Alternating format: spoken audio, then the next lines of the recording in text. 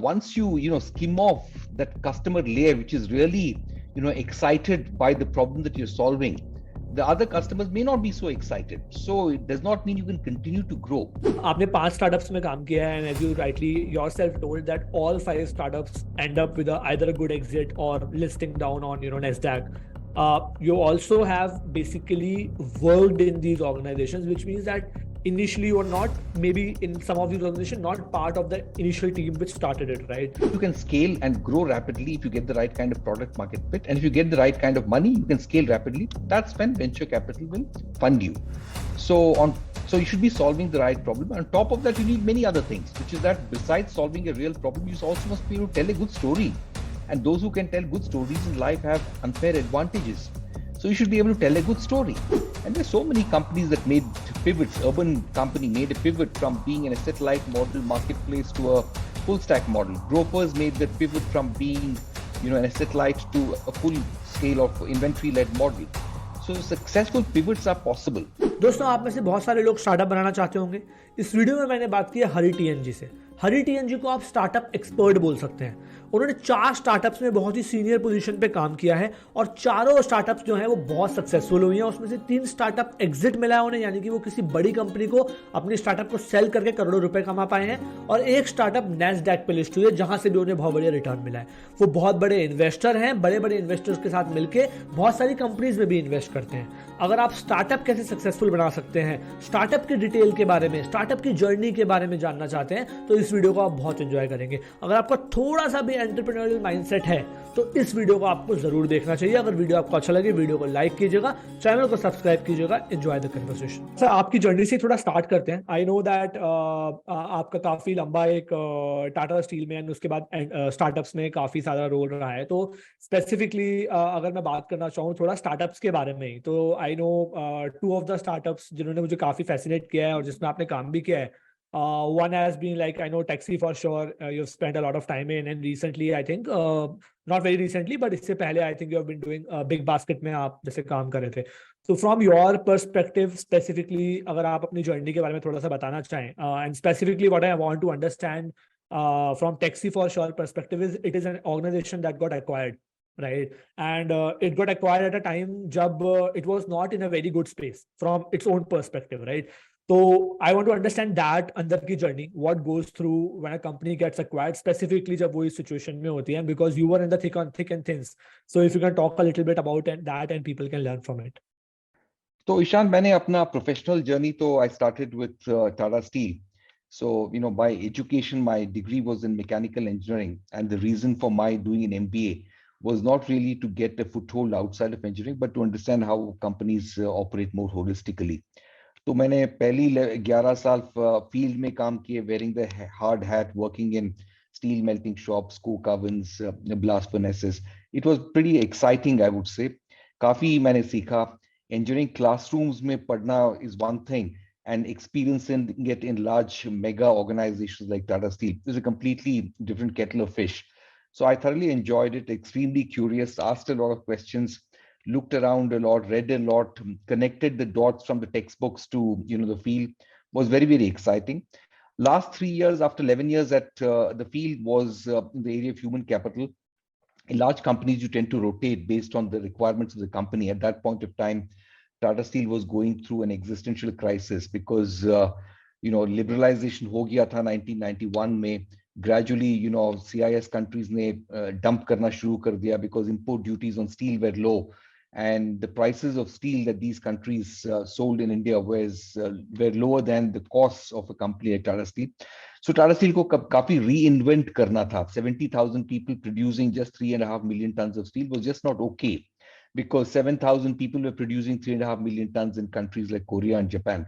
So Tata Steel को पूरा revisit करना था, अपना culture का, अपना lifelong employment का, promise का. काफी सारे pro people practices had to be revisited, and we got McKinsey also to help us think with our strategy. Or I was part of that core team that worked with McKinsey on this, and we figured out a few answers in terms of how we should restructure the company along business units, culture की क्या changes की जरूरी है, lifelong employment. We got away with that concept, introduced a more performance oriented culture. So काफी changes किए and I found it exciting. मैंने पता चल गया कि हमको कि transforming organizations में human capital का काफी strategic value होती है. और startups I realized are always transforming. And at some point of time मैंने सोचा कि Tata Steel मेरे लिए काफी बड़ा company है. I was a bit of a rule breaker, wanted to get things done pretty quickly, and fast mover, didn't like talking to 10 people to get a good thing done. So I decided, this is not a perfect place for me. Probably there are better places where, my entire skills, attitudes can be better leveraged. And I discovered the beautiful world of startups uske baad. It was by accident that I discovered that. My first startup was a company called Daksh. And all the 5 startups that I have worked for eventually found successful exits. Actually, one was a company we listed on NASDAQ. This was Virtusa. The remaining 4 were through strategic acquisitions. I think you wanted me to talk a little bit about Taxi for Sure and Big Basket. To bata dete hain. So Taxi for Sure, and Ola were in the same space of taxi aggregation along with Uber, but Uber was not an active player at that point of time. There were 2 players, Ola and Taxi for Sure. Ola to ek saal pehle shuru hua tha. And the advantage of starting early is that you get your customer base, you get to start that journey a little ahead of time. So, and this is a bit of a winner take all market. It is either a monopoly or a duopoly. And by virtue of being 1 year late, Ola had a big lead in the race in terms of customer acquisition. And both the companies were doing fairly well. Both were raising money successfully. But I think at some point of time in the year 2014, late 14, SoftBank made a big entry into India, and SoftBank funded Taxi for Sure, and the funding ticket size was $210 million. So it was pretty much when the funding ticket sizes were $10 million, $15 million, a $200 million check changed the game completely. And after that, there was no way Taxi for Sure could even compete. Both would be burning money. At that point of time, there was another unfortunate incident where an Uber driver in Delhi raped a woman passenger. And there was so much of negativity around taxi aggregation. Regulators, everybody began questioning the taxi aggregation model. And at that point of time, when it was critical and when TFS was trying to raise money, it couldn't do that because VCs also wanted to wait and watch and see how the regulatory environment in India would take shape. And with no money to even pay salaries, 3 months down the road, there was no option but to find an exit. And the question is, why would Ola even acquire a company like Taxi for Sure? Why didn't it, kill the company? Why did it pay $200 million? The obvious answer was that if Ola hadn't paid that money, then Uber was ready to step in and probably pay the same or more. So I think it was the competitive landscape in terms of the choices that TFS had, which made Ola fork out the $200 million. And Big Basket is an equally interesting case where I think interesting because SoftBank's capital won the day for Ola, whereas SoftBank's capital for Grofers didn't win the day for Grofers. So for me, it was a bit of a sweet revenge, where being part of a company that fought and defeated the business model of SoftBank at Grofers and a competitive company was in some ways satisfying and made up for the loss at Taxi for Sure. So Big Basket is on a winning streak. I think the winning streak is because it's doing things which are fundamentally correct, not doing anything which is fashionable, building a sustainable business, long-term sustainable business, and have now partnered with the Tatas for a more long-term journey. So that's the way these 2 companies were. So, sir, I have 2 questions on this. I think Taxi for Sure, interestingly, as you mentioned, कि वो जिस space में उस time पे operate कर रहे थे, I think you mentioned Uber and Ola both were ready to basically be there and no one could kill taxi for sure because otherwise अगर ओला नहीं एक्वायर करेगा तो Uber would have acquired. So my question specifically to you is, you being a people person at a time in an organization जहां पर 3-4 महीने की ही salary बाकी है, because acquisition comes at the end. I mean, I'm sure 2-2.5 महीने पहले before you could have end up with money, you got acquired, but I'm sure जो उससे पहले का टाइम होता है 2 महीने 3 महीने का जो टाइम होता है, when you don't know whether you will be acquired or not acquired, how is that time in a startup? Like, did it did it teach you something? Yeah, did it tell you something about the business? Because why I'm asking you, and this question is also something that I will tell. So usually when you are running a startup, sometimes there comes a time जब आपको लगता है कि probably things are too bad and it's time to kind of shut the business. Lot of organizations do shut the businesses, right? At that time, to either find one more round of investment or to find exit, right? Very few founders or very few people stick to the game for so long to basically to make it happen. So how is that time? उस situation में जब आप acquire होते हैं, उससे पहले का time कैसा था? If you remember anything out of it, anything that you want to share? Yeah, so things move pretty rapidly, Ishan, on this front, in the sense that the Uber incident, driver raping a passenger in Delhi incident happening, and Ola raising a $200 million check. Things moved pretty rapidly. I don't think there was much time to contemplate, whether we can run the business for too long. We were just, going with the tide. And Raghu was in the US trying to raise money, and that's when the incident in Delhi happened. VCs were a bit reluctant. So obviously, there were a lot of pressures. And if Ola and Uber had decided not to, acquire Taxi for Sure, like any unfortunate startup, would have to shut. And that's the nature of any startup beast, which is that if things don't work out, you shut. That's a typical choice you have to make. And employees who work for startups, join startups, understand the risk. So at some point, we would have had to take the difficult decision of shutting the business. But fortunately, that didn't happen.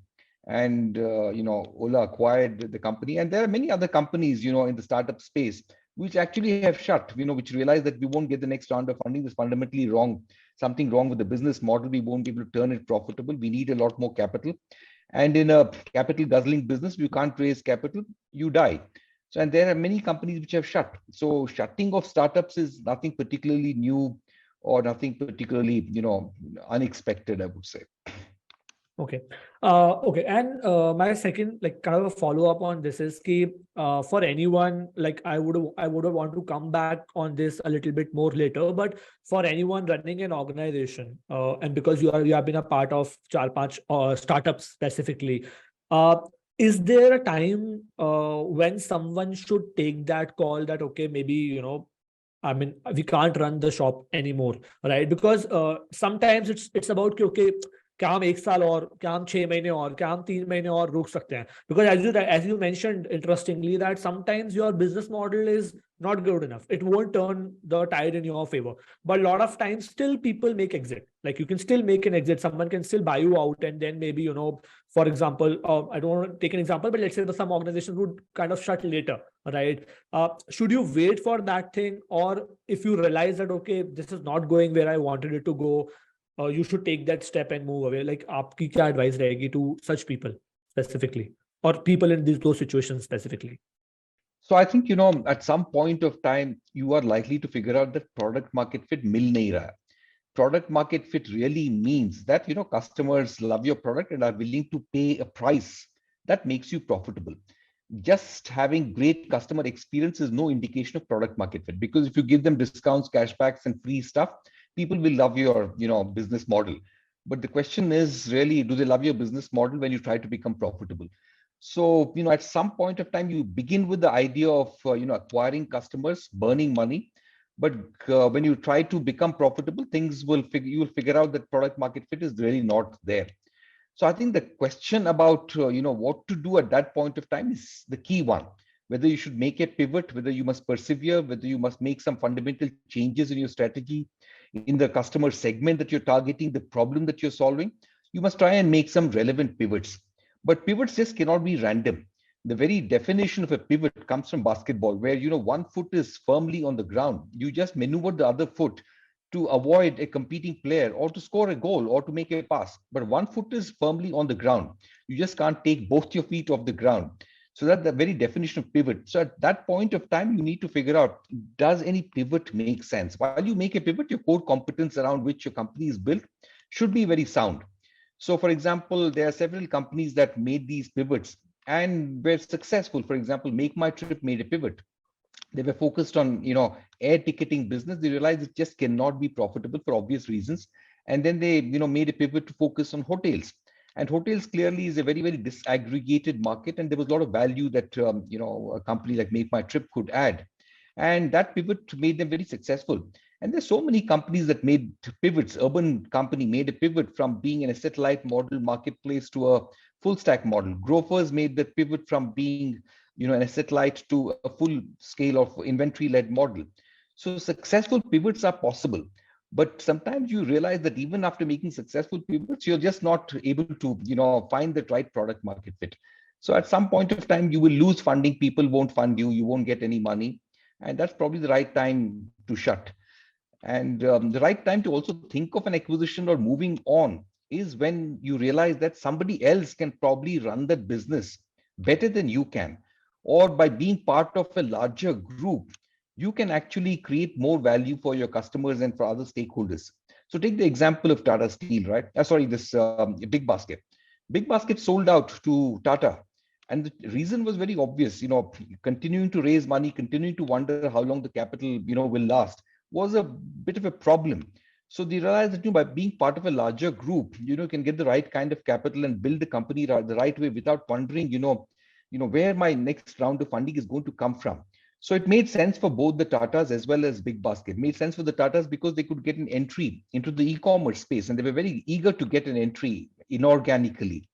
So I think, whether to shut the company or to sell the company, I think these are some of the things that you need to keep in mind. So I'll talk a little bit about your Big Basket experience also, and specifically the point जिसके बारे में मैं बात करना चाहता हूँ when talking about Big Basket is the question on scale and basically how fast you can grow, because models like Big Basket, which are like consumer centric but also kind of works in a very blocked manner. If you look at, like, Grofer would not start in whole Delhi. They would basically start at an area, acquire that area, get better in that area, optimize, and then move. आज से कुछ साल पहले की जो समझ थी on this has been that it's very difficult to make such a model profitable, because in India the ticket size is small usually. So what you're trying to do is you're trying to kind of build habits around here, right? So when you are in a model like this and you are focused on scale, and because you have done it yourself, what is the intrinsic belief of the core team? Like, are you sure that someday you're going to be profitable, and that's the route, that's why you're taking this route? या फिर ये journey ही सिर्फ customer acquisition or kind of habit create करने की है? Because at the end of the day, very few organizations have reached this point where they have become profitable after creating those habits, right? So how is the core team thinking when they are working on these kind of specific models? So a couple of thoughts. I think, habit changing business models typically involve some kind of discounting so that they can try out that new business model and see if they like it. They might get hooked to it.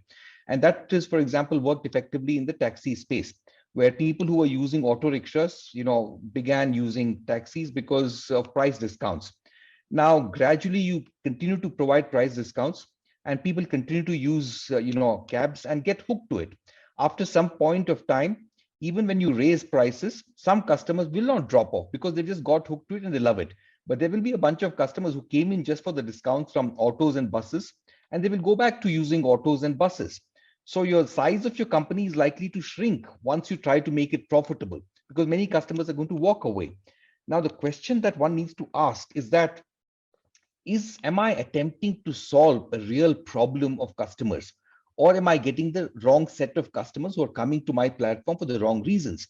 So for example, if you ask me intuitively, a 10 to 15 minute grocery delivery model will never, ever work. And I've said this from day one, even when, a company like Zepto was on the verge of becoming a unicorn, I said, this is never going to work. And I said this about Blinkit as well. But I said, while Big Basket model is not making money at the moment, it can make money the day it wants to, because it is solving a real problem, which is customers need grocery to be delivered at home. By the way, not every customers want groceries at home, and that's the reason why modern retail and kirana stores exist. But there are a bunch of customers who want the convenience of home delivery, and Big Basket is solving for that problem. And when you solve for that problem, are you solving it in a way that makes unit economics work for you? So unit economics for a company like Big Basket were terrific. They were always profitable on unit economics. So once you're profitable on unit economics, you're on a sound footing, a sound foundation. All you need to make the company profitable is to then scale, because over scale, you will be able to cover a lot of your fixed costs and become EBITDA positive. But if you're, running cost, unit economics model itself is not very profitable, then you have a very foundational question. Are you solving the right problem even? Do you even have a product market fit? So that's the way I would see it, which is that unit economics should be positive. Unit economics will be positive if you're solving a real problem of a customer, if there's a real felt need. And real problem means that customer is willing to pay you what it takes to make you profitable. So I think that when it comes to Big Basket, I think fundamentally unit economics were all along very sound. The company figured out that building a profitable company in retail is a boring business, and the company focused on doing the dirty work, staying away from the limelight, and getting this execution piece better, scraping away every single penny paisa from unnecessary costs that didn't add to customer value, for example. So the company kept doing that really well, and over a period of time I think it began to get profitable. So I would say that, that's what really matters, sound unit economics, solving a real problem of customers. If you're doing that, eventually there will be some behavioral changes. But, after some point, there won't be behavioral changes. And Big Basket is realizing this because not everyone wants to shop online. So there are a bunch of people who don't want to shop online. So the people who really want to shop online will keep coming online. But then after that, growth is going to be very, very slow. In fact, it can become completely flat because after that, after enticing everyone who wanted convenience, who is there? The rest of the people really want to go out and shop in physical stores. And so, what is the scale usually if you talk about Big Basket, because you have been there? Well, the company has kind of scaled up. So, what is the scale that you're talking about? Like, how many? Like, when I say I'm not talking about how many orders in a day. What I'm trying to understand is because usually when you are taking like such big checks from VCs and all, you're looking at a very sharp month on month, quarter on quarter growth, right? So, what are usual targets for these kind of organizations? What are they looking at? So actually, month on month growth, I would not say that there is a right number to it. For example, at this point of time, month on month growth at Big Basket would be negligible. And many startups, who are in this space are seeing degrowth also. So once you skim off that customer layer, which is really excited by the problem that you're solving, the other customers may not be so excited. So it does not mean you can continue to grow. So for example, if there are 70 million consumers who care for online grocery, home delivery of grocery, in the beginning the growth is going to be really very high. But once you begin to acquire most of these 70 million, after that, the growth is going to go slow because the remaining customers outside of these 70 may not care a lot for, online grocery or online model at all. So there is no one number that you can say, for example, 60 to 100% a year growth was what Big Basket saw in the last few years, but gradually now it's come down to much lower numbers. I don't exactly know what the numbers, but I'm sure it won't be much more than 25 to 30%. And many companies in this space are seeing degrowth as well. Okay. And that's why probably you'll see a lot of pivoting happening because investor pressure and on maybe because of that, because usually you're looking at growth opportunities. Okay, fine. So I'll move away a little from like specific organizations. What I specifically want to talk about is one hat out of many that you wear is of being an angel investor, working with startups and all, right? And for someone जिसने 17, 18, 20 साल startup की journeys को देखा है, I want to understand two specific things from you. My first question is, seeing so many successful startups, being part of so many successful startups, if you have to look back and identify some secret sauce, I know there is no one sauce, but then some secret sauce that people can learn, right? And can kind of execute. And you think that, the probability of someone succeeding would be much higher if these things are in place. क्या ऐसी कुछ चीजें हैं which you can highlight specifically on startup success? Frankly, I think the only lesson I have learned over these 20 years is that there can be no recipe for success. So that's the only lesson I have really learned. Because if you look at every successful startup, their journey to becoming successful has been different. I can say, big sounding words and big sounding phrases like, for example, try and build a sustainable business, try and grow rapidly, build a great team, have a great culture, have a great set of values. So you know what, for everything that I say, I'm sure if you go and do enough research, you will find an exception that is violating everything that I said. So all I can say is that there is no single formula for success.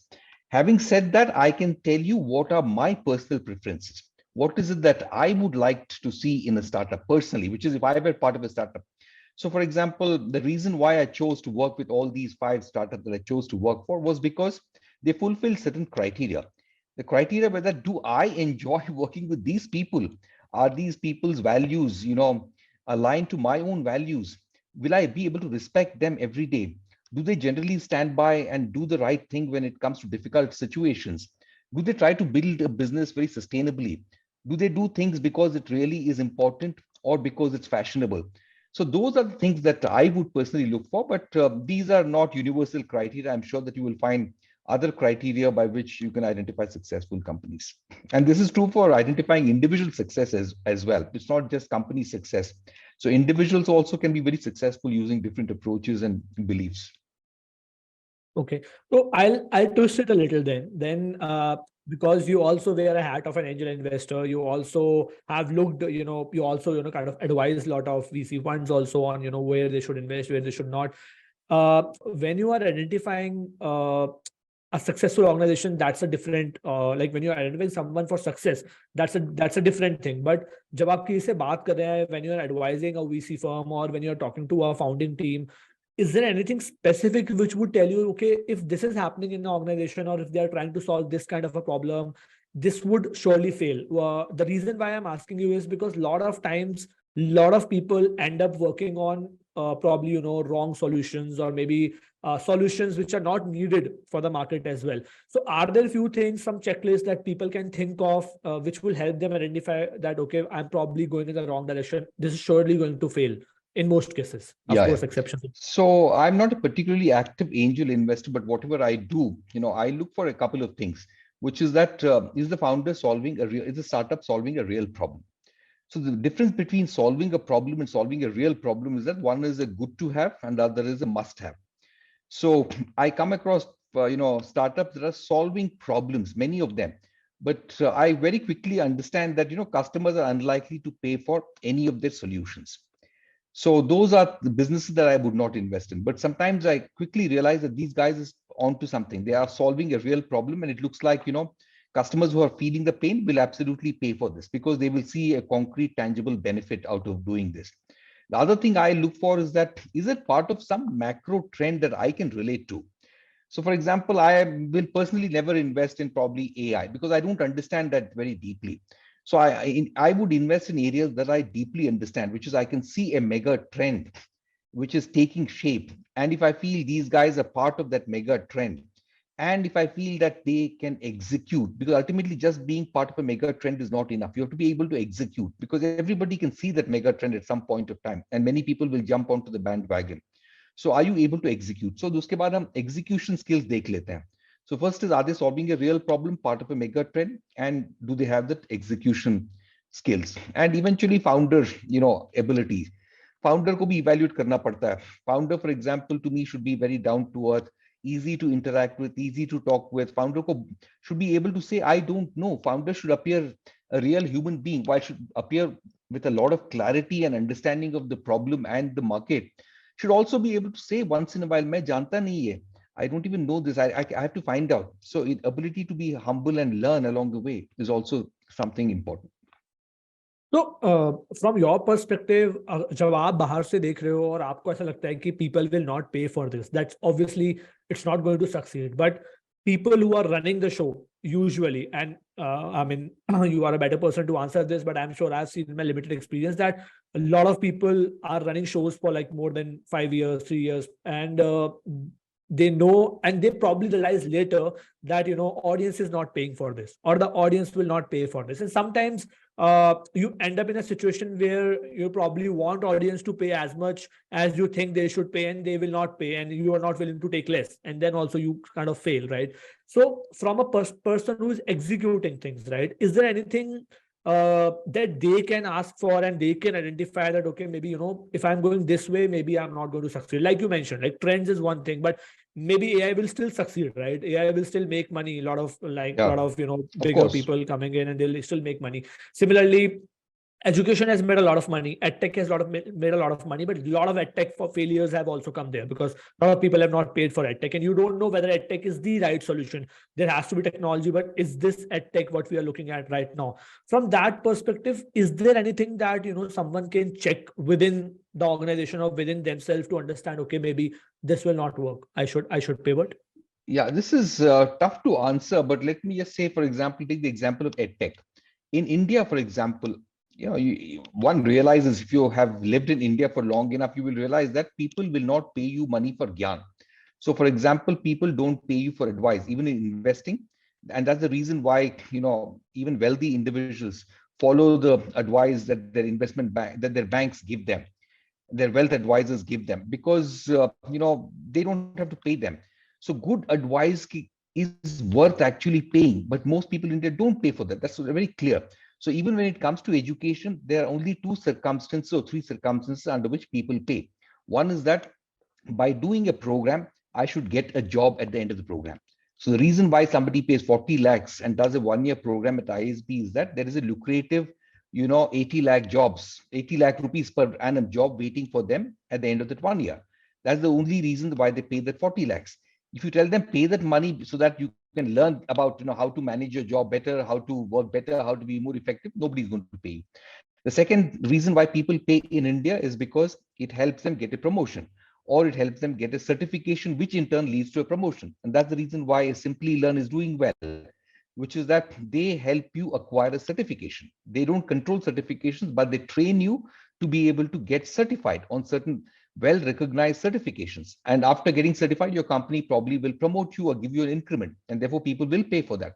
So India में दो तीन चीज के लिए पे करते हैं education में. So if somebody else is doing some business which is for gyan, to me that's a straight no, because I know that people won't pay you for that. So for example, there's a company called Entry. The moment I looked at them, I realized that this company will do well. It's an edtech business, but they said, you know what? There are millions of people, hundreds of millions of people in India who are actually appearing for government exams. And government exams, if they clear, they get a government job. And we all know how crazy Indians are about government jobs. And they do this in all regional languages. And because you need a person preparing for an exam in Bihar to be taught in Hindi, somebody who's preparing for that in Telangana needs to be taught in Telugu. So these guys figure out regional language coaching to help people get government jobs is what they were solving for. So I listened to them and realized that people are likely to pay for this. So I think you can get a sense of what problems are real and what problems are not real. That intuition and your life experiences tell you. And probably You could be wrong. Sometimes what a founder might still say, I don't agree with you. I think people will pay, and maybe the founder turns out to be right. So I think you make your mistakes, but you have certain sets of beliefs, and sometimes they are right, sometimes they are not right. Okay. So the one very interesting point I think that you made in the edtech segment, मैं थोड़ा सा detail में उसके बारे में बात करना चाहता हूँ because आपने एक शायद बुक भी लिखी है where you've talked about middle India and building and selling for middle India. Specifically, just to define, I think in my understanding, I understand you're talking about people who are probably doing a job earning around 4 or 5 lakh rupees to around 20-30 lakh rupees, or someone who fits in the bill of being able to go out to restaurants sometimes and live a normal life that most of the urban India lives, in terms of who does an MBA or a BTech and then works. So if you have to talk about them, and I'm sure a lot of your understanding also comes from your so much experience in startups, so specifically, can you talk about Indian consumers in general, right? So because it's a very peculiar point that we pick up. Some people say that Indian consumers are completely different, as you were mentioning that in India people don't pay for gyan. Some people believe that consumers everywhere is same. You're talking globally, you're talking about consumer, they want a good service. So what has been your learning about Indian consumers from a perspective that if someone wants to build for Indian consumers, what are the things that they can keep in mind? I don't know whether Indian consumers are any different globally, as you said. Consumers are consumers. They care for value. They care for quality. They care for assortment. They care for overall experience. The difference in consumers is by their income level. So I think people at the top of the pyramid care for a bunch of things. As you go lower down in the economic pyramid, consumers begin to care for a different set of things. So the way you build for the upper 70 million consumers will be very different from the way you have to build for the next 400 million consumers and the way you build for the next 800 million consumers. So I think you need to build your design and build your products very differently. So for example, the top 70 million consumers care a lot for convenience. They are money rich and time poor. So पैसा है उनके पास लेकिन समय नहीं है इनके पास. They don't have the time to go out and buy grocery. They don't have time to often go out and eat at restaurants. They don't have the time to go out and buy a cell phone or a television set. So they are, money rich but time poor. In लोग के लिए convenience is important, and these guys are going to pay for convenience. Whereas the next 400 million consumers are actually money poor and time rich. Many of them have time to, go out to stores, physical stores. They don't mind walking and taking an auto rickshaw and traveling, because they have the time. So way you build products for them will be very different. And those who have lower income will expect a better quality product for the same price.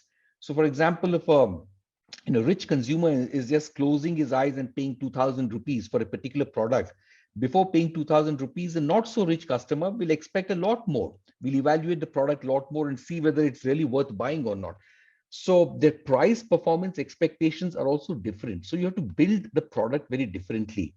So I think it's not the first time that this is being discussed. This has been thought about, from centuries. I think, those smart marketeers have understood this. For example, there's a company that's called Kevin Care today. It's a very iconic FMCG company. This company was built by somebody called Chinni Krishnan, who came from a small town in Kadlur in Tamil Nadu. He realized that, the poor, consumers who worked at his factories and in the farms, in the villages, in agriculture, they had aspirations, but they just didn't have, cash to pay for products. So he realized, what, these guys care for shampoo, these guys care for talcum powder, but they can't buy a 400 ml packet or half a liter packet. So he came up with the idea of sachets. And these guys bought sachets and used shampoo on specific occasions.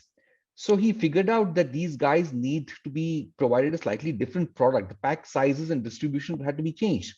And distribution was such that they became available in, pan stores, kirana stores and corner pan shops. So he understood, the psychology of these consumers well. So I think it's important to understand the psychology of the consumers for whom you're building products and services well. So it's not that Indian consumers are very different. Consumers across the world are the same. Consumers differ just by income levels based on the kind of expectations they have, the kind of money they have for paying for, some of the solutions, etc. So essentially, if I just have to sum it up, what you are saying is that when you are looking at a consumer, जो चीज आपको देखनी है, सबसे पहले आपको शायद यही देखना है कि आपका जो कंज्यूमर है वो किस इनकम ब्रैकेट में या किस डिस्पेंसिबल इनकम ब्रैकेट में फॉल करता है. Based on that you have to build. So if you are building it for people जो खर्चा ज्यादा कर सकते हैं, you have to build it differently. You have to offer kind of convenience. And if you're building up for people who rather want the things and they don't care so much about the convenience, you have to build it in that manner specifically. Correct. Exactly. Okay. And then of course the cost points, I'm sure the price points will also differ based on both of them. Yeah. Okay. Okay. So sir, I'll move a little towards now. Let's say a 20-year-old who's listening to this conversation, right? There are two things, and why I'm asking you also, I'll tell before I ask you this question. So, आपने 5 startups में काम किया है, and as you rightly yourself told that all 5 startups end up with either a good exit or listing down on, NASDAQ. You also have basically worked in these organizations, which means that initially you're not, maybe in some of these organizations, not part of the initial team which started it, right? तो मेरे 2 questions हैं आपसे. So let's say a 20-year-old listening to this conversation, one who has the appetite and the might to build a startup, right? So we'll talk a little bit about them. If you have to advise them and tell them how should they start and how should they do it, right? That is my one question. My second question is, which is majorly for the masses, which is 95% of the 20-year-old listening today would want to maybe do a job right now. And they might want to do a job in a startup, right? Because they feel the achhi opportunity hai, it's a buzzword now. So what is your advice? How should they identify a startup which can probably, go on to, kind of, either have successful exits or, kind of reach those level of heights, right? Because I'm sure you would have identified something. It cannot be an accident. You have worked in 5 organizations and all 5 end up, being successful. So can you advise something on that direction? Yeah. So in terms of starting a company, I would say, anybody before starting should read this book. This book is written by a friend of mine, Swati Jena. The title Okay. of the book, Is It Your Cup of Tea? Which is everyone should try and be an entrepreneur. Only if you Okay. read this book and the answers to most questions, you have answers to the most questions, then you should think of being an entrepreneur. You should be an entrepreneur for the right reason. In fact, when somebody comes to me, a 20-year-old, and asks me about this, I say, don't waste your time in trying to start up. Go and work for a large company. It's a stable job. Your income can continue to be stable. You can get married. You can lead a nice lifestyle. You can have 2 foreign trips abroad, nice car, nice house. You live a very happy life. Don't even think of working for startups. So that's my advice to all 20-year-olds. And if a 20-year-old comes back to me after that also and says, what, I really have some amazing idea and I feel I'm the best person to solve for the problem. And you know what, I really don't care for everything that you've told me. I don't care for a house. I don't care for the car I drive. I just have controlled the operating expenses in my life. I can live with very frugal lifestyle and I'm happy with that lifestyle. It doesn't bother me if my friends are having that lifestyle. That's when probably I might even have a conversation with that individual on how to think about the startup. Until then, I would say don't waste your time. And coming to employees, I think, people who are looking for the right kind of startups, I would ask the question, why do you want to work for a startup? You should be wanting to work for a startup for the right reason. You can't be wanting to work for a startup because you will have a lot of stock options, because all these stock options can simply vanish, because the risk of these stock options not materializing is very high. The failure rate in VC funded startups is very high. So you should be wanting to work for a startup for the right reason, which is you should love the excitement, of building, taking decisions on your own, becoming a part entrepreneur. You will never be an entrepreneur unless you start your company, but by working for a startup, in some ways you will get that deep entrepreneurial experience. Do you really care for that? So I think you should pick you should think of joining a startup only if you really want to do all of these things. Otherwise, don't even think of working for startups. So I'm sure that a lot of times people would not know that. I mean, you can obviously identify. I'm sure you can identify people that someone is made for maybe starting up, someone is not made for startup, someone is made Correct. for working in a startup, someone is not made for working in a startup. And me, I've been working in a startup and kind of doing something of my own for last 4 years. So now I also know that what kind of people would fit in, what kind of people can't fit in. But let's say if someone has to kind of, because they're 22, 23 years old, right? They don't know. It's just a buzzword. Everyone wants to go to a startup, and startups are going and hiring freshers to BTech colleges, to MBA colleges and all, right? So if you have to kind of tell few things about people who would basically are a startup material. When I say startup material, I'm sure whether someone starts up or whether someone works in a startup. If someone is a good employee in a startup, he or she has that ability also to start up as well, if everything else permits. Can you identify a few things which would tell you that okay, this is the right person for a startup and this is not the right person for a startup? Yeah, I think, at some point, as you asked me this question, I've thought about this in the past as well. I think it's possible to even identify some kind of an aptitude test, whether somebody is going to fit into a startup or not. I think, ability to be very comfortable in uncertain situations, ability to go through, ups and downs, ability to take decisions on your own without being told what to do. You should just be able to work very independently without, being given directions at every stage. And these are some of the traits that are very important for being a good employee in a startup. So if you're if you can control your opex in life, for example, if a big car does not matter to you early on in life, a car doesn't matter to you, if excitement matters far more than the kind of car that you drive, the place that you live, those things are truly not important, then a startup is probably a good place to. And at some point of time, if you get lucky, you can make good money also. You can make extremely good money by working in the right kind of a startup. But work for a startup for the right reasons. Start there for the right reasons. Okay. Sir, from your experience, like because आपने 5 startup में काम किया है, virtue of that आपने 5 founders के साथ काम किया who have found successful exits, and obviously you've been part of that. You have also been part of those exits. Is there any specific anecdote or any specific incident that comes to your mind which would probably tell you, okay, this is the right person? Because I'm sure at Taxi for sure you were working with someone who was probably younger to you, if I'm not Yes. wrong. Yes. At some point of time you would work, because usually when I hire, I usually take interviews of people who have more experience than me also. Mhm. And sometimes I feel that, people judge you on the age, they judge you on a little bit on the number of experience years, right? So from your perspective, do you have any anecdote or anything to tell from your startup journey, which people can listen and they would know, okay, maybe, this is how, you can look at a successful person or a successful metric at a startup. I'm talking specifically about founders, and some stories with any founder that you would like to share. ऐसे कुछ specifically stories I may not have. So the 5 startups that I worked for, I think every set of founders were very, very different. Even within a startup, not all founders had the same mindset, but collectively, every set of founders were different. Big Basket, for example, were a bunch of very grounded founders. They were always committed to doing the right thing philosophically and ethically, always doing the right thing, but they were also very conservative and not as ambitious. So everything comes as a package, and overall, I would rate them as very successful entrepreneurs who built a great company in the retail space, an extremely difficult space. They built a great company.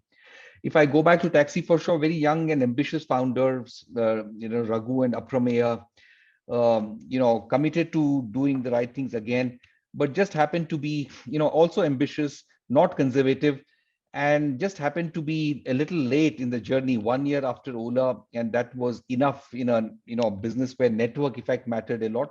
They just couldn't be successful. Otherwise, they were the kind of people who were committed to building a good company. They were committed to creating a great team and empowering the team. Just didn't work out. If I look back at Virtusa, for example, the founder was a very, very sales oriented founder, charismatic sales guy who could evangelize the company very well with a certain type of companies, who could communicate very well, was an amazing storyteller, one of the best salespeople I have seen. Very different type. Daksh was a company which was amazing when it came to execution. For example, just look down and execute, think big, hire the best people, give them freedom, decentralize, and let people begin to take decisions.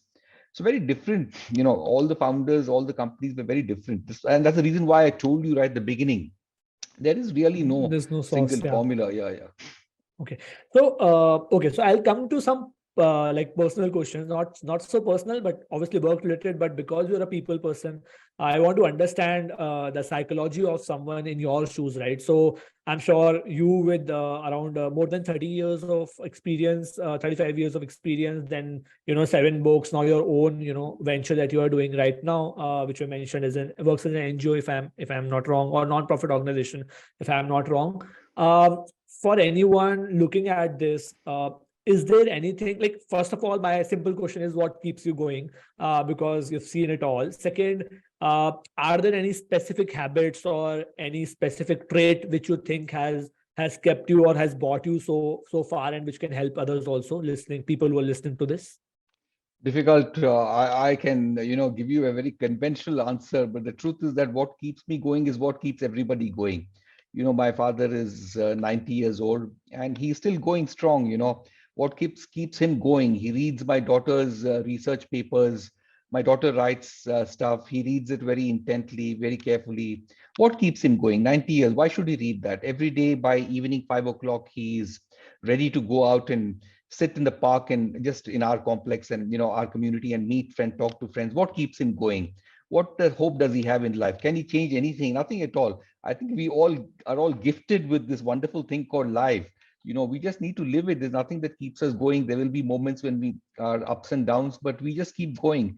So I think that's my very simple answer in terms of what really keeps me going. I can probably tell you a little bit about how I have dealt with my own strengths. Probably that may help others. All I would say is that each of us needs to figure out what are we really good at, and that's something that we don't pay attention to. I think there was a famous book called Man's Search for Meaning, written by Viktor Frankl, post World War II. He survived the Nazi concentration camps and he came back to write that people, with a deep sense of purpose tend to survive adversities more than the others. I would say that, don't worry about a sense of purpose in your life. Just figure out what are you really good at. And that's the beginning of purpose itself. So I think many people don't pay enough attention to that, and are not able to discover their calling, their anchors in life, and because of which they can keep drifting with a lot of unhappiness. So I think it's important to discover those. For me too, there's been a discovery journey, and I think I had figured out my strengths early on. And in spite of figuring out my strengths early on, many times I didn't find opportunities to leverage those strengths. But gradually, when opportunities presented themselves at later points of time, I just grabbed them. So, for example, when I was young, writing well, telling good stories, articulation, communication was a core strength of mine, but it never really found deep application until I began writing books. So I began writing books 8 years back, literally 8 years back. The first book I wrote in 2002, but that's not a critical one. But after 8 years back, I began writing. And that's when I found, in an opportunity, an outlet for my strength to articulate and communicate. I didn't know that I'll ever find this opportunity. The outlet came and I grabbed it with both hands and began writing. So I think you should just know what your strengths are and what are your anchors in life, because those anchors will carry you through every phase of life. So, for example, I was an uncluttered thinker. My uncluttered thinking helped me solve physics problems when I was in school. They helped me deal with engineering complexities in college. They helped me deal with management challenges later on. And today they're helping me think through strategies of companies and many other things. So, uncluttered thinking is an anchor of my life that has been running all along. So, that is one of my core strengths. So, I think if people figure out what their core strengths are, or who they are, what their identity is, I think they can lead happier lives overall, is just what I can say. And how about the end goal, right? Because so usually, for example, I'm sure at different stages the goals will change in your life. So, for example, someone at my age, early 30s, would want to think, okay, how can I probably reach a stage in my life where probably I've created some impact at the same point of time. I've also kind of reached a financial position where I don't need to probably work for money. I can just work for some higher purpose. So maybe when I say higher purpose, I mean for something I'm passionate about, right? Yeah. Right now, I don't want to make this choice. I still want to work at places where which could pay me, or which could opportunities Yeah. which would pay me in long, right? So from your perspective, someone who's been there for so long, is there any end goal that you look at when you start something? So for example, when you start a book, are you thinking about the number of people who are going to read it? Or when you start a new venture like you have done very recently, are you thinking about what you want to achieve through it from a financial perspective, or does that also change with time? Yeah. So I think, Ishan, there are two types of people largely. कुछ लोग journey oriented individuals बोलते हैं हम, और कुछ लोग goal oriented individuals होते हैं. And I'm not saying that goal oriented individuals don't care for journey at all, or vice versa, but predominantly some people care more for journeys, and predominantly some people care more for goals. I'm more of a journeys person. I care for journeys. The only place where I probably made an exception is that I wanted to get financially secure as an individual and as a family. So that's the only place where I had a goal in mind. I didn't have a goal that I should have so much money, but I just had made up my mind that until about 50 years of age, I will work and do jobs and roles which give me reasonable financial security with very less risk of being out of employment. For the first 50 years, that was my goal, which is stay employed profitably without doing anything risky. And after 50, try new things. So that's the only goal. So after 50, I'm trying out a lot of new stuff, working to fulfill my things which I thought I'll enjoy doing. And that's the only goal. Otherwise, for me, life has been about journeys, which is working with interesting people, chasing interesting things, and goals have formed along the way, but goals were not so important. They just happen to be byproducts. Are you able to now look at this from a retrospective perspective, or was it something that you had in mind while you were taking this journey as well? I'm asking because young people who are listening to this, should they also have a goal in mind, saying, okay, maybe, okay, maybe my financial condition is such that I can't just, leave my organization and start doing something of my own. I have to work. So, okay, I'll work till maybe 45, reach a stage there, and then I should, probably take that plunge. Is that something that you advocate, and should people work in this direction? Not really, because every person's situation is different and every person's risk appetite is different. I came from a lower middle class background, and for me, financial security and getting out of that was very important for me. And I did not, I began to make money only at the age of 50, made good money by the time I reached 50. If somebody makes good money by the time they're 40, what prevents them from doing something at the age of 40, something very different. And many people may already be wealthy, coming from wealthy families. So their imperatives and compulsions could be very different. Some people's ability to take risks could be much higher than mine. So I think each person's goals and journeys will have to be based upon their own, personal circumstances. Okay. So I want to come on to a little bit on the investment side of things, because you have been on the both side. You have been in you've advised venture capitalist. I know you said that you are not an active investor, but you've also invested, and you have also been at a position where you have taken, your organization has taken funds from VCs. But before I talk about it, because again, you are a people person, I want to specifically talk about two people question. My first question is that आपने भी जैसे अभी बात करते करते ये चीज 2-3 बार बोली है कि people were honest, they were doing the right things, they were doing the ethical things. In a business, for someone to survive and to make it that big, from your experience, do you think people can be 100% ethical and honest and still end up on the right side of, where they want to end up? Or do you believe that, part of business is being a little manipulative, being a little more pragmatic, and, kind of making choices which are not that ethical in nature if someone not from a business point, look at them? I would say that, most things in life are not black and white, they are shades of gray. But when it comes to ethics, I think they are more black and white than shades of gray. Even having said that, there is a bit of a gray also in ethics.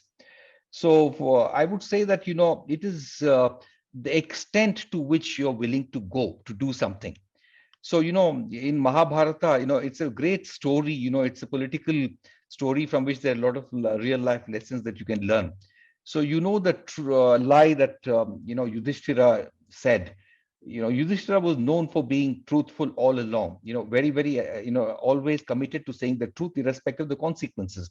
But when it came to the test, when they were losing the battle and Dronacharya was in charge of the Kaurava camp, and they were creating rampage in the Pandava army. So, Bhima went and killed an elephant called Ashwathama. And Ashwathama also happened to be Dronacharya's son. And Yudhishthira actually lied to Dronacharya that, Ashwathama, the elephant, is dead. He said that. And when the word elephant was said, Krishna blew the haunch so loud that Dronacharya couldn't hear those two words. But Yudhishthira knew what's happening. So I would say a Yudhishthira's lie is acceptable when it comes to ethics. You cannot be lying every day. You cannot be doing the wrong things. But, some situations, some things you'll have to figure out where is the Lakshman Rekhas. For example, in some companies in the past, when I was young, started my career, some steam pipelines had to be laid in factories, and there was a boiler inspector. The boiler inspector, for example, never cleared many times final design of pipelines and final installation and charging the pipelines unless he was paid a bribe, and the bribe was not an insignificant amount. So how would an ethical company deal with this? Was that the way business was conducted? So some companies, what they did was they never paid the bribe to the boiler inspector. They would get a company which was an engineering company that laid pipelines and said that, our contract is for you to lay, erect, and commission those pipelines, and tell us what's the price. And that price obviously included whatever those guys had to pay. So there are ways in which people can handle this. So, for example, Tatas broadly are known to be an ethical group. It's not that there are no areas of gray at all, but broadly known to be more ethical than many other groups. So ऐसा नहीं बोल सकते हैं कि 100% ethical. Those questions are not relevant. It's the intent and the extent, I think, that matters. Okay. And my second question is basically on people who get hired in an organization, like on a startup specifically. So we know that, a lot of firings happen. Some firings are necessary because obviously your business is at a stage where you need to fire people. But my question is not specifically on those kind of firings. So a lot of times we end up hiring a good person on a wrong role. So a lot of times you end up in a situation where you're working and okay, this is a good person, maybe an able person also, but maybe it doesn't fit the bill in our setup, right? And you are the person, or your organization has basically hired that person. So because of no mistake of his own, you are now going to say him to basically kind of leave the organization. What is the right way in your, I know there's no right way to handle this, but from your perspective, if this is the situation, what is the right way to manage, letting go of employees, specifically in those cases where they are not bad? It's not their mistake that they are being asked to go off. You should be thoughtful in hiring. If you are reckless in hiring, then you will end up having a lot of these cases, which is misfits. You will hire the wrong people and begin to fire them as quickly as you hired them. So to me, that is not correct. But if you are fix the hiring process and you are hiring very thoughtfully, and these misfits are, wrong hires are an exception to the rule, then I would say it's okay to let them go at some point of time. If you want to even keep them and try to upskill them, reskill them, give them different roles, that's good. But finally, after having tried all that, you realize it's not working. Then at some point you'll have to let them go. And that's the nature of the game, which is that you have an employment contract, and both parties, an employee can walk out and an employer can also let go. So I think you have to do it respectfully, which is that give sufficient notice, have this good conversation, try and outplace that candidate if possible in some other companies where you think there can be a better fit. So I think there are ways in which you can do it more respectfully. Okay. And before I move on to, I also got another question that you're talking about is basically on something on the organization culture, because I'm sure you've been a people person and even in BigBasket, and the organization has scaled up. So from your perspective, I want you to talk about two specific cases. One is the case where the organization is not that big. So let's say it's an organization of scale of, let's say, 150, 200 people, or just, started around 2 years back, not scaled up. Second is a case of organization like a BigBasket, where you're hiring probably, I don't know how many employees every day, maybe not in BigBasket, but similar organizations, you are hiring in hundreds and thousands. So how do you ensure a good culture? First of all, what is a good culture? Secondly, how do you ensure a good culture in both these set of organizations specifically? So I would say this is a very big subject in itself, Ishan. Culture, what is good culture, what is bad culture? इतने सारे misconceptions हैं इस area में, मुझे पूरा इस 5 minute में clear करना बहुत मुश्किल होगा. So what I will just simply leave it is that I've spoken a lot about culture in many of my podcasts, only about culture. Your, listeners can listen to those podcasts if they're interested in culture. All I would say is that they're really, if you just take some toxic elements outside, take those toxic elements out, I think there are no good cultures and bad cultures. Each culture is different. So culture is really an organization's personality. All of us have different personalities. It's not that your personality is good and my personality is bad, right? Each of us is different. Some of us are people's person. I might be an analytics person. Somebody else might be outgoing. Somebody else may not be outgoing. But all of us, have different personalities, and no personality is good or bad. Similarly, no culture is good or bad because it's the identity of the founders and the company itself. So there's really no, but you should ensure that जो भी आपका culture हो doesn't turn toxic at any point of time or doesn't turn complacent. So for example, a culture where people are respected and people are not hired and fired, for example, a company like BigBasket is one type of culture. But the transformation, negative manifestation of this culture is that it can become a complacent organization. Similarly, another culture which is very aggressive, take a company like Ola, could potentially be a very aggressive company where there's a lot of hiring and firing, and very focusing on holding people accountable. The toxic side of that is that people can be hired and fired very recklessly. So you should ensure that your personality's positive elements must be maintained and your personality's negative elements must be curbed. So that's the way I would leave it. For example, if you take a company like Amazon, 50% of the people who ever work for Amazon say Amazon is an amazing company. 50% say Amazon is a very, very aggressive company, which I hate. So, and those who hate it say, I get a call in the middle of the night and I'm expected to respond. Those who love it say we are transforming this world, and the only way to transform this world is to be very aggressive and be very goal oriented and, do things with, very short timelines. So, culture ऐसे कुछ नहीं है कि good or bad. You should figure out your identity and build on your strengths. And companies should also figure out their identities and build on their strengths. So, okay, so I'll move on to another hat that you wear is basically on the investment side of it. What I want to basically touch upon mota mota are दो चीजें. So सबसे पहले तो let's assume that someone who is a startup founder is looking to basically, or someone, let's say, who will be a startup founder is looking to create an organization in a manner that it can attract, VCs or investment? I know the thing that attract VCs is obviously your product market fit, the amount of money that you are making. But what I'm asking is that are there any ingredients or structure that someone can keep in mind while building an organization, so that the chances of organization being getting funded or being interested, kind of having more investors attracted towards the organization is more? That is one thing. Second is, I want to understand from an investment perspective, because you have been on the other side as well. What are the key elements or key things that a VC firm, or let's say at a very initial stage, an angel investor would look at in an organization before they decide to kind of put in a check in that organization? So from both sides, I want to understand your perspective. So let's just start with the organization's perspective first. It is not correct to think that the only way of funding is venture capital. Your business may not need venture capital. In fact, most businesses that are built around the world and in India certainly don't need venture capital. So it's very wrong of every founder to think of funding kaise kare. So many businesses, the neighborhood stores that you have become big. You have so many companies which are moderate, small and medium enterprises, jo kaha jata hai. They are all running profitably. Many of them have built companies without venture money. So not all businesses and startups need venture money. That's the starting point. Venture money funds only a specific type of business. And that business is a rapidly growing business solving a problem that has probably not been solved before or not been solved on scale before. So that's typically the kind of business that a venture capital would fund. So to fund your business, you should not think of organization primarily. I think you should figure out whether you're solving a problem that is of interest to venture capital. So if you're solving a large problem, if you can scale and grow rapidly, if you get the right kind of product market fit, and if you get the right kind of money, you can scale rapidly. That's when venture capital will fund you.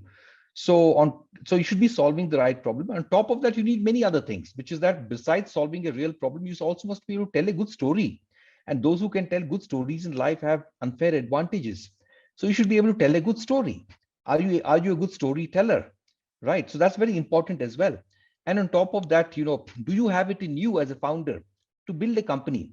And why are you the right person to solve this problem? Because problems exist. But why should you be the person solving this? There are, on this planet, there are 8 billion people. So why are you the right person? So you must be clear about why are you the person to solve the problem, and you must be able to convince the VCs that you are the right person to solve the problem. So I think all these, criteria are important from a company perspective to raise money. Yeah, sorry to basically cut you here. So when you say that, how are you the right person to solve a problem? Do you need to always be, or do you need to always have an advantage over others to solve a big problem? Or you can also go about, so for example, what the kind of person I am, I would not think of solving a problem which I'm very passionate about. What I would do is I'll probably understand, okay, these are some problems. And if I identify some problems which I think needs to be solved and which others are not solving or probably hasn't got solved properly, and I believe I can solve it, maybe because I have ideas on how it can be solved, I would probably go about and, do it. And a lot of people do take that approach when they are, kind of founding an organization and all. Do you need to be passionate, or do you need to have an unfair advantage or a moat before you start up something? I think, you don't need to be passionate, but you need a moat. So I would say, what, there are two ways in which you can build a company. One is you have to be passionate about something, which is that, and therefore you're building that business. The other is that you have, let's say, worked in a large company and you have seen them serve customers, and you're finding some big gaps in the way they're serving customers. And you figure out that that is a gap that can be fixed, and this company is not keen to fix that because of some reasons. Then you can probably step out and solve for that. But having worked in that large company, in that team, you have understood the problem, you understood the customer pain point and the gap that exists. So you have a deep understanding that puts you in a special place, which is that your understanding is terrific. So you may not be passionate about that, but your understanding of that is terrific. And the last is, of course, you may neither have a personal experience of the problem, nor would you be passionate. You just have a theoretical view that, kuch koi ye problem solve nahi kar rahe hain. There, I think you would have to answer questions, because just saying that, raising your hand, I think there is a problem. I don't have experience and I'm not passionate, but I still am the right person. So why? So you must be having the ability to execute really well, understand through first principles thinking. So kuch to hona chahiye for that moat. So I just identified 3 categories for you there. I think probably the answer would be related, but then from a investor perspective, if you are looking at an organization, what are some key things that you would look at? And why I ask you this is this is not so, it's, I know it's not a theoretical answer, because a lot of times you will kind of fund an organization vis-a-vis not fund an organization, even though they are kind of going the parallel ways, but you would sometimes fund it just because of the founder. Sometimes you'll fund it just because of the market. Like, for example, a lot of AI companies are getting funded these days because AI is a buzzword, right? But still, if you have to look at some key things, what would be those key things that an investor, or let's say a VC firm, would look at when they want to invest in you? Yeah, so I said some of those things, or most of those things, which is you must be playing in a large market. You must ideally be part of a mega trend. So AI is probably a mega trend. So two criteria ticked off. Then founder ambition and founder ability to scale and evolve along the way is an important one. How you evaluate for each of these is different, but I'm just laying out the criteria. So founder ability to evolve along the way, founder, commitment to doing the right kind of things, integrity in terms of providing the right kind of updates, doing the right things, being very transparent is very important. Are they solving a real problem is a question that would be important as well. So ye 4-5 questions I think are very critical before a VC makes an investment. And is there any like specific structure also that VCs would look at? Like, when I say structure, I mean the way the organization have been structured. Would that also affect your chances Yes. of getting a So fund? organization structure to me is an arrangement of boxes which indicates how this company works. It is not just an arrangement of boxes, but also an indication of how this company is thinking about the most effective way of organizing people to get work done. At the end of the day, what is an organization? An organization is a group of people working towards a common objective. It cannot be a chaotic bunch of people. They have to be organized well. They have to be organized in teams. They have to be organized in the right kind of teams. They have to be able to collaborate. They have to have the right kind of constructive conflict between the teams. They must have the right alignment in terms of goals. So that's all about the way a company is organized. So the way a company is organized is a good indication of how this founder or founders think these organizations can scale successfully and be effective. And is the right way to basically for someone to start when they are starting up in a journey and they're looking for an investment, is the right way to look at any investment is through an angel route and then coming to a VC route, or can organizations skip the angel and the family route and directly jump I on to think they VC can routes skip as well? also. Sometimes, it's possible, but the traditional thing has been about, getting angels early on, friends and family angels, and then getting, pre-seed, seed, series, all of that Series A. But exceptions have always been there. For example, a Series A could be 10 million. Series A have been $100 million also have been rounds of Series A. So कुछ तो exceptions हो सकते हैं, but traditionally what you articulate is correct.